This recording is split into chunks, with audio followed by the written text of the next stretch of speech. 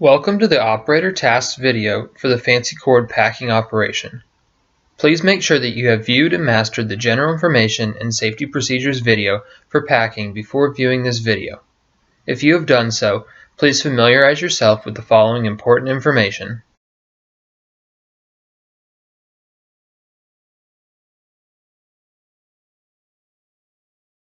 When the packer identifies that enough rewound cones have accumulated to pack, or the shift supervisor informs the packer that packing needs to be done, he or she begins by creating the required labels for each rewound cone.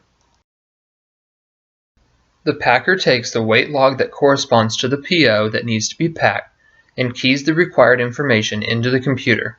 The packer must type in the following information to create an accurate label. Number 1, machine number. Number 2, date.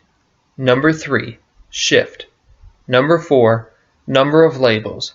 Number 5, winder number. Number 6, knit spin number.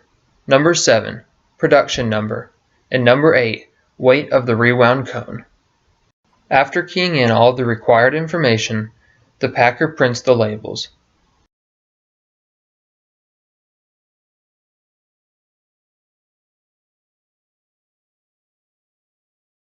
After the cones have been printed, the packer can start to assemble cases to pack the cones in. The cases can be retrieved from the supply storage on the back wall. The case is assembled and the packer tapes the bottom of it together.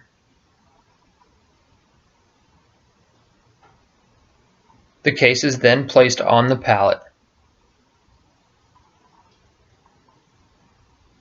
The bottom cardboard pad is placed on the bottom of that case.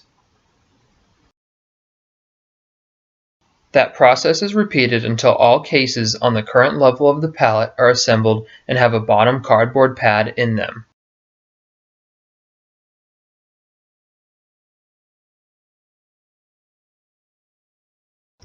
After the first part of a case has been assembled, the packer is able to begin packing the cones. He or she first takes the printed labels and finds the label that corresponds to the specific rewound cone. The sticky note on the rewound cone is removed and the corresponding label is placed inside of the cone.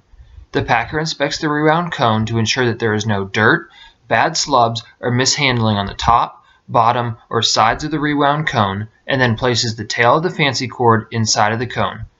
The rewound cone is wrapped in the plastic bag again, and the packer places it in the case on the pallet. The packer repeats this task until each case on the current level of the pallet has 3 cones packed.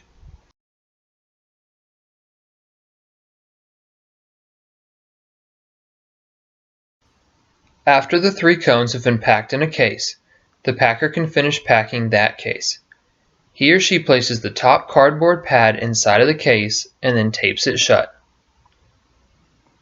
The packer finishes packing all cases on the current level of that pallet.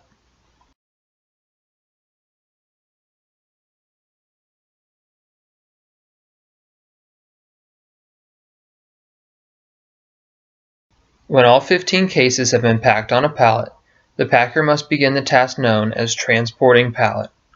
In this task, the completed pallet is moved from the fancy cord room to the staging area.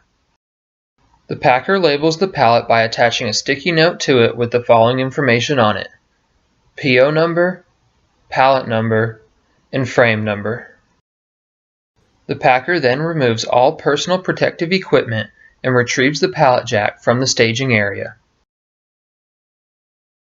The pallet jack is brought back into the fancy cord room and used to lift the pallet and transport it back to the staging area for storage. Remember, be especially careful and aware of your surroundings when using the pallet jack. The packer leaves the pallet and the pallet jack at the staging area and returns to the fancy cord room. Upon re-entering the fancy cord room, the packer must put all personal protective equipment back on. That includes earplugs, a lab coat, a hairnet, shoe covers, and a face mask if he has facial hair.